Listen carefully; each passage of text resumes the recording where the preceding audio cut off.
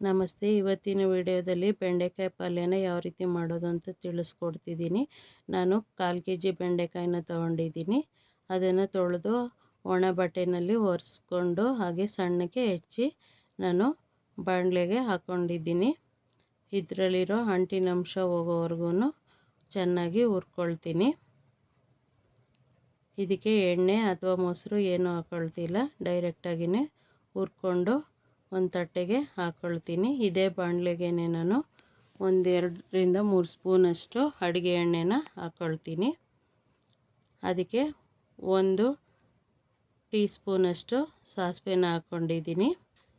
ಹಾಗೆ 4 ಉದ್ದಕ್ಕೆ ಹೆಚ್ಚಿರೋ ಹಸಿಮೆಣಸಿಕಾಯಿನ ಹಾಕ್ಕೊಳ್ತೀನಿ. 1 ಈರುಳ್ಳಿ, ದಪ್ಪ ಈರುಳ್ಳಿನ ಉದ್ದಕ್ಕೆ ಕಟ್ ಮಾಡ್ಕೊಂಡಿದ್ದೀನಿ, ಅದನ್ನು ಹಾಕ್ಕೊಳ್ತೀನಿ. ಹಾಗೆ 2 ಕಡ್ಡಿ ಕರಿಬೇವಿನ ಸೊಪ್ಪನ್ನು ಇದಕ್ಕೆ ಹಾಕ್ಕೊಂಡು 1-2 ಚಿಟಿಕೆಯಷ್ಟು ಅರಿಶಿನ ಪುಡಿನ ಹಾಕ್ಕೊಳ್ತೀನಿ. ಆವಾಗ ಬೇಗ ಬೇಯುತ್ತೆ, ಈರುಳ್ಳಿ ಬೇಗ ಕೆಂಪಾಗುತ್ತೆ. ನಾನು ಇದಕ್ಕೆ ಹಿಂಗನ್ನು ಬಳಸ್ತಿದ್ದೀನಿ, 1-2 ಚಿಟಿಕೆಯಷ್ಟು. ನಿಮಗೆ ಬೇಕಾದರೆ ಬಳಸಿ, ಜೀರ್ಣ ಆಗುತ್ತೆ ಅನ್ನೋದಕ್ಕೋಸ್ಕರ ನಾನು ಬಳಸ್ತೀನಿ. ಈ ಪಲ್ಯನ ನಾವು ಸೈಡ್ ಡಿಶ್ ಆಗೂ ಬಳಸ್ಬೋದು, ಹಾಗೆಯೇ ಚಪಾತಿಗೂ ತುಂಬ ಚೆನ್ನಾಗಿರುತ್ತೆ. ಟೊಮೊಟೊ ಹಾಕೋದ್ರಿಂದ ಇಡ್ಲಿ ದೋಸೆಗೂ ಬಳಸ್ಬೋದು. ನೀವು ಟೊಮೊಟೊ ಬೇಕಾದರೆ ಬಳಸ್ಕೊಳ್ಳಿ. ನಾನಿಲ್ಲಿ 1-3 ಟೊಮೊಟೊನ ಕಟ್ ಮಾಡಿ ಉದ್ದಕ್ಕೆ ಕಟ್ ಮಾಡಿ ಹಾಕ್ಕೊಂಡಿದ್ದೀನಿ.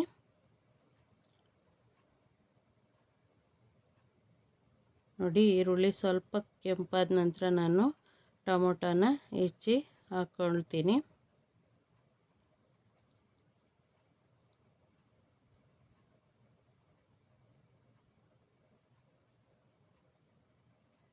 ನೋಡಿ, ಇವಾಗ ಈರುಳ್ಳಿ ಬೆಂದಿದೆ. ಇವಾಗ ನಾನು ಟೊಮೊಟೊನ ಹಾಕ್ಕೊಂಡು ಫ್ರೈ ಮಾಡ್ಕೊಳ್ತೀನಿ.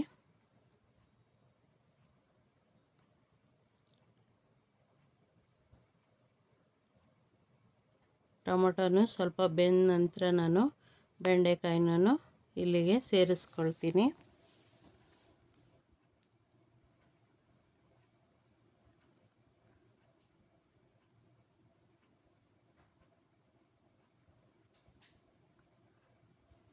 ನೋಡಿ, ಟೊಮೊಟೊ ಬೆಂದಾದ ನಂತರ ನಾನು ಇದಕ್ಕೆ ಬೆಂಡೆಕಾಯಿನ ಸೇರಿಸ್ಕೊಳ್ತೀನಿ.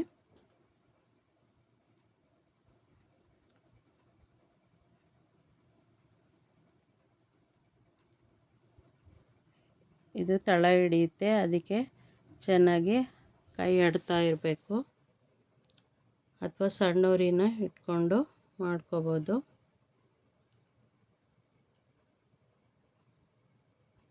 ನೋಡಿ, ಇವಾಗ ಸಣ್ಣ ಉರಿನಲ್ಲಿ ಇಟ್ಟು ತಟ್ಟೆನ ಮುಚ್ಚಿಟ್ಟು ಸ್ವಲ್ಪ ಹೊತ್ತು ಬೇಯಿಸ್ಕೊಳ್ತೀನಿ. ಆನಂತರ ಇದಕ್ಕೆ ಕೊತ್ತಂಬರಿ ಸೊಪ್ಪನ್ನ ಹಾಕ್ಕೊಳ್ತೀನಿ.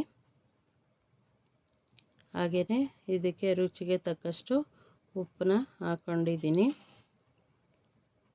ನಾನು ಖಾರಕ್ಕೆ ಹಸಿಮೆಣಸಿಕಾಯಿನ ಜೊತೆಗೆ ಸ್ವಲ್ಪ ಬೇಳೆ ಸಾಂಬಾರು ಪುಡಿನ ಬಳಸ್ಕೊಳ್ತೀನಿ.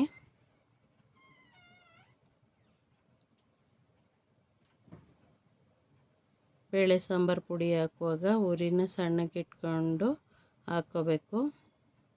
ಅದು ಹಾಕಿದ ನಂತರ ಸಣ್ಣ ಉರಿನಲ್ಲೇ ಸ್ವಲ್ಪ ಹೊತ್ತು ಬೇಯಿಸ್ಕೊಂಡ್ರೆ ಈ ಪಲ್ಯ ರೆಡಿಯಾಗುತ್ತೆ.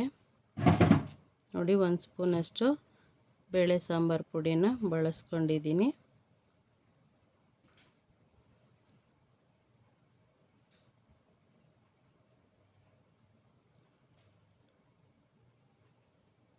ಇವಾಗ ಈ ಪಲ್ಯ ರೆಡಿ ಆಯಿತು. ಸ್ನೇಹಿತರೆ, ಈ ವಿಡಿಯೋ ಇಷ್ಟ ಆಗಿದರೆ ಪ್ಲೀಸ್ ಲೈಕ್ ಮಾಡಿ, ಮರೆಯದೆ ಕಮೆಂಟ್ ಮಾಡಿ. ಧನ್ಯವಾದಗಳು.